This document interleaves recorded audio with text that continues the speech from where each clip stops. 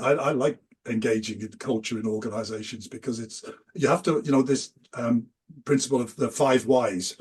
Yes. And you have to get at least 5 whys before you start to get close to the issues of culture in an organization, I think. I think our conversation's heading in an interesting direction, because the way I explain culture to people is very often people understand what personality is. Personality is our default response when something happens to us. Mm-hmm. The culture is the personality of the organization. It's its default response when something happens to the organization. I'm smiling at this, actually, Doug, because when I've talked about this to people before, I've always said SMEs have a personality, multinationals have a culture. And it's exactly said, the culture is the personality of the organization writ large.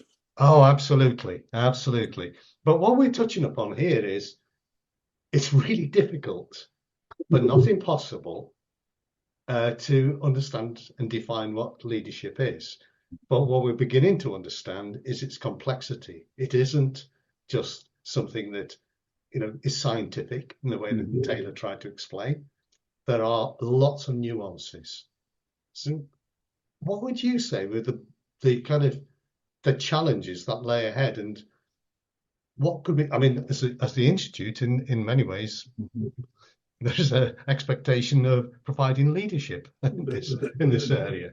So, there is, and don't think it doesn't worry me. But it's great. If I start by looking at this word complexity, which is another word that I love, actually, many of the listeners will be familiar with this concept of VUCA: volatile, uncertain, complex, and ambiguous.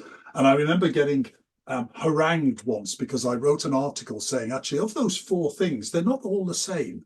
We treat them all as the same. Actually, they're not. Complexity is the product of the other 3. yes. Volatility, uncertainty, and ambiguity. And if we can reduce those 3 things, the complexity in our situations will itself reduce. I was harangued for not understanding what complexity is at all, but it did seem like a simple model to me that actually would help people try and cope with the fact that complexity is the essence of leadership. As we said right at the start, the world is a chaotic place. Actually, leadership is one of the ways we try to make sense of that in order for our organizations to deliver on their expectations. I think that the challenges ahead and the ways that we might approach them from a leadership perspective, one of the challenges is that this, whether we call it VUCA or we call it complexity, or we whatever we do, whatever the context is in which leadership is delivered in the future, it is not going to get any simpler. There is no natural movement towards simplicity. Nothing in nature gets more simple. It seems to get more complex the more we look at it. So we have to get used to the fact, from a leadership perspective, it ain't going to get any easier. And that's life. Therefore, we need to be able to accept that none of us individually is smart enough to be able to overcome that complexity. And the wisdom in an organization resides in all of the people in the organization. And the more open we are to input into the leadership conversation from everybody in the organization, the more chance we have of actually coping with the complexity that organization faces. And the big challenge for leaders is letting go. Yeah, that's interesting. I love the introduction of your term wisdom, because 30 minutes into this conversation, we have introduced 2 of Plato's 4 big themes. And we've spoken about mental toughness, which he called fortitude, and now we're talking about wisdom. And he talks about it in the sense of learning and understanding the world around you. Oh, that's fantastic. I think you're absolutely right.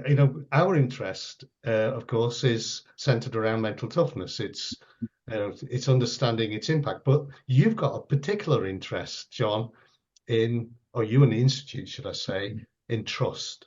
Yeah. And that is one of those nuances and complexities.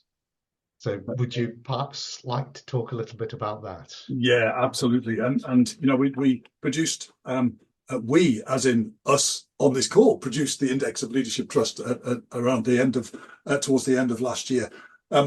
Trust is a really amorphous concept, even more so than leadership, I think, really. And yet it is one of those things without which leadership cannot function. It is a contingent part of leadership. And to be perfectly honest, I have yet to meet any organization where trust was absent and which was performing successfully, certainly for any length of time. The interesting thing for me about trust is that it can be, I almost said deconstructed. There are elements to trust, and if we think about the index that we came up with, we had 6 behaviors for line managers plus an extra behavior for chief execs, which, if utilized effectively, would engender trust within that organization. I think for the Institute, one of the reasons why we're so focused on trust is that it is a requirement for collective behavior. If people do not trust one another, there's no collegiality in their behaviors at all. And actually, because the smallest unit of effectiveness in an organization is a team, not an individual, there needs to be collective behavior. There therefore needs to be trust. So if we want to have any kind of progress, advancement, growth in organizations, we have to start with, have we got a trust basis for the way that we all work together? So that's just one of the thinking patterns, I think, from the Institute around the issue of trust in the context of leadership. Would you agree with that? No, and we agree with you. And as you know, we're working closely on developing this an organizational trust measure. Yep. Well, we have found that there are components of trust. Trust is not one thing. But what we're doing here, of course, is adding another layer of complexity to an already complex subject. And there is another dimension, and I'll ask Peter to come in on this in a minute, because the one thing we know, and I know you and I have spoken about this before, is you could be the most trustworthy person on the planet, and yet I might still not trust you. Why? Peter, might you want to throw your 6 pennyworth in here? Yeah, in the great complexity debate, I mean, think about trust. Trust is at the core of relationships. Relationships are at the core of good leadership. So it all ties together. But it's another, to borrow a Doctor Who phrase, another wibbly wobbly one is trust. But I'm not a fan of old adages, but it works in this area. And trust is easy to lose and hard to build. But then if you bring into individual differences, which is my core area, it means I think the problem is it means different things to different people at different times.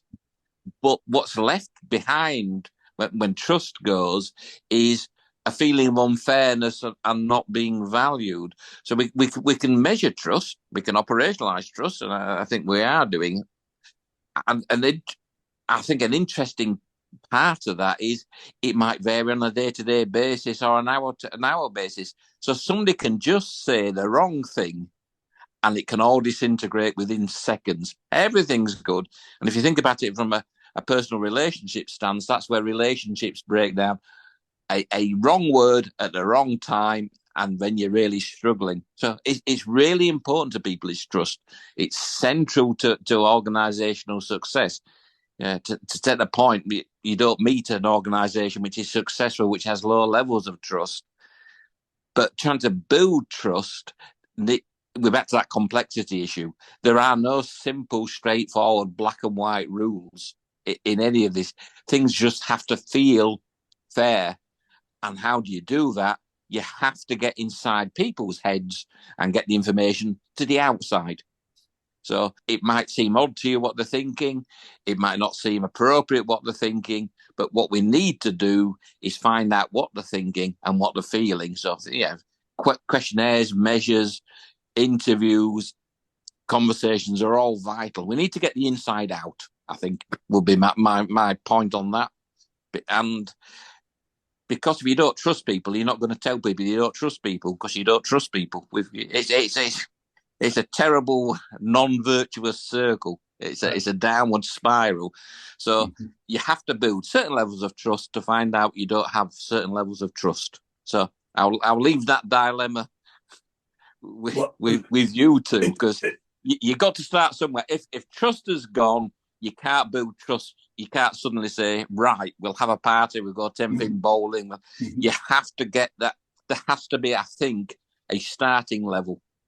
Right, and actually, Peter, just to pick up on that starting level, you're absolutely right. If trust is lost, then we are immediately well behind the line. It will take time, effort, and will possibly never be successful trying to get people back to the point where there's any form of trust between them once that trust has been broken. It would be interesting to explore actually what is the starting point. If two organizations, two individuals have never met, and then they meet, how much trust exists between them at that initial starting point? And one of the things that I guess one of the competencies of leadership is to approach that starting point in such a manner that trust is exhibited to the other party, such that the starting point will actually be a positive one in a trust sense, by which I mean trust is reciprocal. So we give trust first, we are more likely to get it in return. Not assured of getting it, because we all know people with whom we've been trusting and it hasn't worked out at all. However, I think there's probably more chance of there being a positive trust relationship at the start by leadership exhibiting trust. How we actually remedy what you mentioned, which is the loss of trust, which obviously can come from a single word, let alone a single situation. I think that is a challenge that leaders and leadership will face forever, because it is inevitable that trust will, from time to time, be affected negatively by things that go on in organizations. And just to come back to that psychological contract idea, it may be that an organization breaches the psychological contract, the expectations of the employee to a small degree, so a bit of trust is lost. Because I'm not sure that trust is a binary concept. So it may be that I won't trust them quite as much. I will still trust them to pay me at the end of every month, still trust them to give me a job and stuff like that. So it might be interesting to think of trust as a continuum rather than a switch on or off.